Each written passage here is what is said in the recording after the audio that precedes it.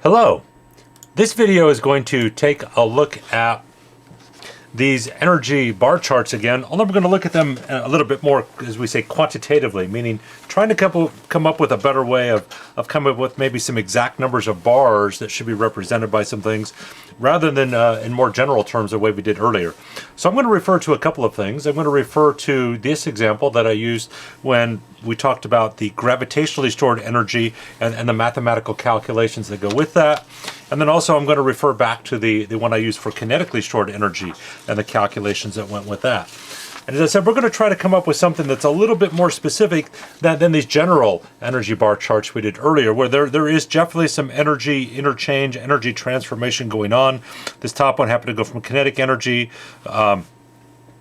in the object to some kinetic energy and some thermal because it was slowing down. And this one was an open system, right? So we had some energy leaving the system and going to the spring, which was in the surroundings, and also some more thermal energy and that sort of thing. But we don't have a really good feeling for how many bars of energy and maybe proportionally how this energy is changing between these different energy storage types, or transforming between these different energy storage types. However, when we have some numbers, we can do that. So I'm going to look at this example first. So we actually have 5 different situations, right, for this rock that is falling. So once again, with these energy bar charts, the system goes inside of the circles.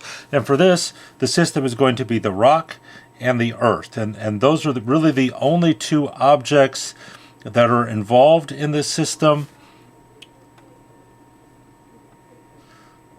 Right, the Earth, through the gravitational field, gives the rock the gravitationally stored energy that we're really investigating. Right, and that's what's going on. However, we also realize that as the rock falls, its velocity keeps changing, its speed keeps changing, it keeps speeding up. So there is some kinetically stored energy also. So those are our 2 energy storage types we'll be looking at all the way down. So I'm actually just going to kind of space these out to make it a little easier to read. We're going to have gravitationally stored energy and kinetically stored energy, and those are our 2 energy storage types. I kind of got off the line on that one, but and then lowercase g. And old habits die hard sometimes when I'm doing these things. But we'll go with this. So this is gravitationally stored energy, and that's kinetically stored energy. Let me see if I can maybe zoom in just a little bit. I want to make sure I can get all of the diagrams in there, but I also want you to be able to read them. So we'll go like that. Oh, and then I missed one. So we've got gravitationally stored and kinetically stored. Okay, there we go. So there are our 5 different graphs. And once again, at the top of these actual energy bar charts, we're going to write, what is the interaction. So in this case, the different interactions or the different sections or things I'm looking at are just the different positions. The last one is right as it hits the ground. It hasn't hit the ground yet, but it is just ready to. So now we have numbers, right? So we need some sort of number of bars that represents the amount of energy. 19,600 joules, and then a number of bars that represents 14,700 joules, or for the gravitationally stored, and 4,900 joules for the kinetically stored. And if you're really good with math and numbers, you can figure that out relatively easily. What we did talk about with gravitationally stored energy is it is proportional, right? If you're halfway down, there's half as much energy. 30 meters is 3/4 of 40 meters, right? And so the amount of gravitational energy is also 3/4 of the original. So instead of looking at all of these numbers, we can actually look at the heights and make this work. I think it's probably easier to find out a set of bars that represents 40 meters and 30 meters and 20 meters and 10 meters than it is these numbers, but proportionally it will all work out the same. So what we need is a set of bars that actually kind of easily go into all of these numbers. And so what I'm thinking is, we could use 10, but I actually think I'm going to use 5. Right? So I'm going to say 1 bar, and I'm just going to write this off to the side so we can kind of keep track here. 1 bar equals the amount of energy, this is going to be gravitationally stored energy, for each 5 meters. Right, so each 5 meters that this rock is either lifted up or falls, depending upon which way we look at the problem, there's a certain amount of gravitationally stored energy with that. And each 5 meters we go up or down, since it's all proportional, it's going to change by that same number. So if we do that, we're starting at 40 meters, right? And 1 bar is the energy for each 5 meters.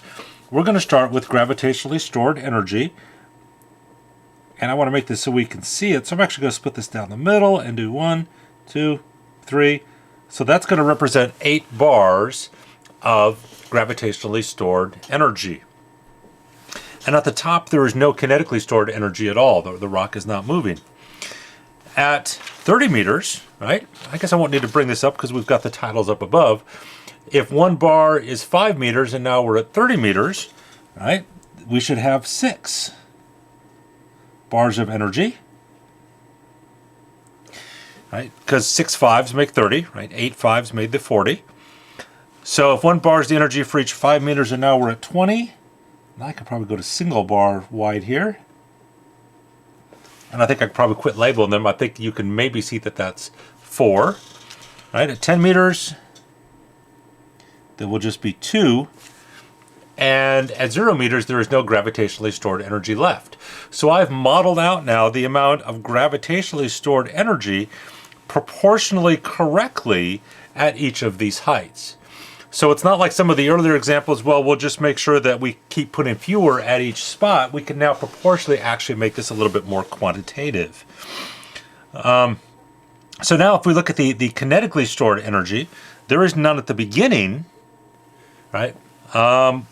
Here we can go through the math, right? And we did, but we can also just look at the numbers now. If we have 8 bars of energy to start with and 6 bars of energy here under gravitationally stored, the other 2 need to be kinetically stored because we still have to have 8 bars total. And if we had 4 bars of gravitationally stored, we need to have 4 bars of kinetically stored. And if we have 2 bars at 10 meters of gravitationally stored, now we need to have 6 of kinetically stored. And at the end, if none of it is gravitationally stored, then once again, it all has to be kinetically stored. So, there we go. That's how we do energy bar charts for something that's falling, right? Where there's a nice, neat kind of ratio of how these energies work out. It could be a little trickier. I mean, I could pick a really random number like 13.5 meters high, and then once again, the bars don't work out quite as evenly. Proportionally, you could figure that out, I guess, and see how to make it work. And if you chose exactly the right number of bars at the beginning, we could maybe pick a number where things could work out kind of evenly. But if you can do this kind of treatment at this point, I think that might be what's expected of you, just to kind of see if you can come up with some more, as I said, exact ratios of how these bars work out.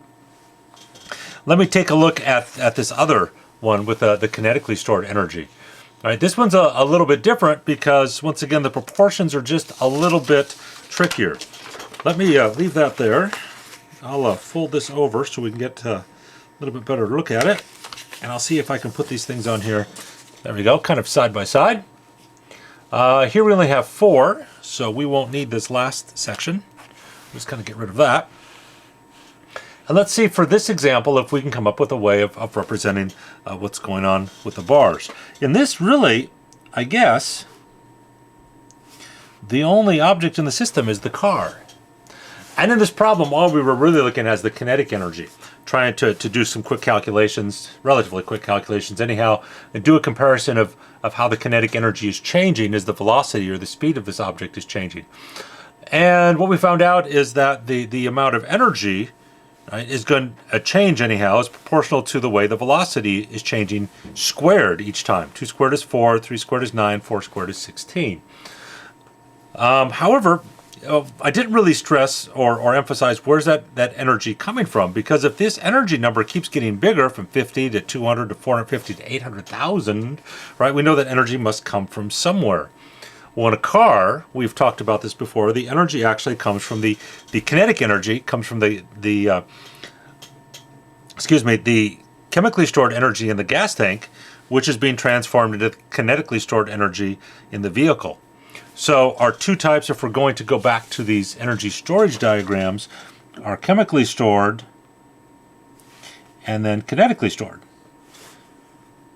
And once again, we're doing these diagrams. We'll try to keep putting them in the same position, in the same order, so it makes it easier for whoever's trying to make sense of these diagrams can follow them a little bit easier, more easily. All right, so I just want to kind of work on the kinetically stored energy first because I have some numbers for that. And so once again, we need to pick a number of bars that is proportional to things. And I think since we already have the proportions written down, and I'd figure those out, right? Those are the numbers I'm going to use. So if we have, let's see, I'm sorry, I need to label these 10 meters per second. Always need to label these charts in terms of what portions of the picture are what we're looking at. There we go. So initially, at 10 meters per second, if we have 1 bar of kinetic energy, or 1 bar represents the amount of energy in that 10 meters per second wow, I'm sorry, let's try this again. 1 bar represents the energy at 10 meters per second, which is this 50,000 joules, right? So now 1 bar is 50,000 joules of kinetic energy. Once we get to this 200,000 joules, we'll need 4 bars of energy. Once we get to 450,000 joules, we'll need 9 bars of energy. So this one I think I'm going to try to split. And now that we have that many, I'm going to just kind of write off to the side how many there are to make it a little easier to see. There should be 1, 2, 3, 4, 5, 6, 7, 8, 9. 9 bars of energy. And once we get to the 40 meters per second, we have 800,000 joules of energy. And I'm just going to cheat at this point and write a 16 off to the side. Just because of space in the video. If I tried making these larger, they'd be tiny enough. I'm not sure that you could see them. So there are 16 bars of energy, of kinetically stored energy, right at this point. So for this one, right, 1 bar equals 50,000 joules of kinetically stored energy. And then everything is nice and proportional. So the question is, though, how would this change with the chemically stored energy? So what you need is a number of bars over here.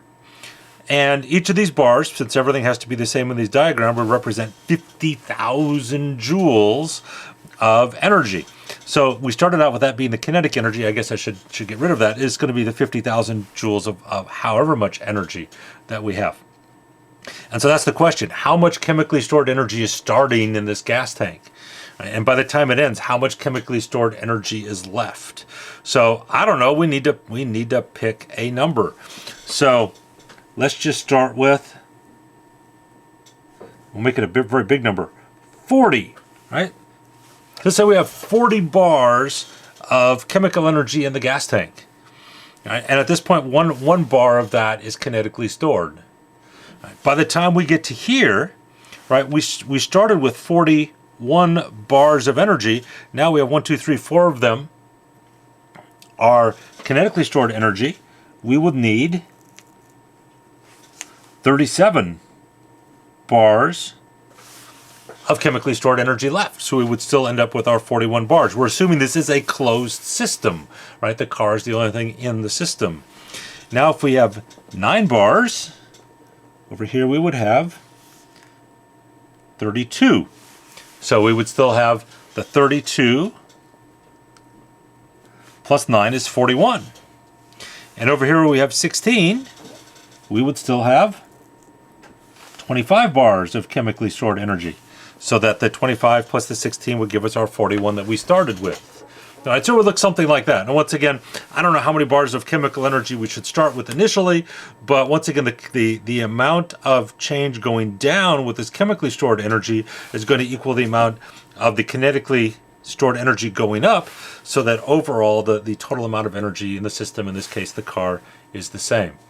So we have a couple of different examples of how this works out when you have some actual numbers.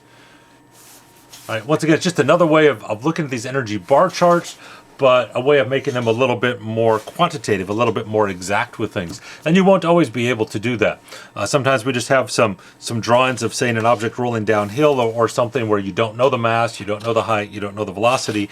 And in that case, we'll just make kind of a qualitative or more of a kind of an estimate or a guess of how these bars should work. But if you can calculate some numbers and come up with something that makes sense proportion-wise, I suggest that you do that. It just makes your diagrams a little bit more accurate. Thank you for watching.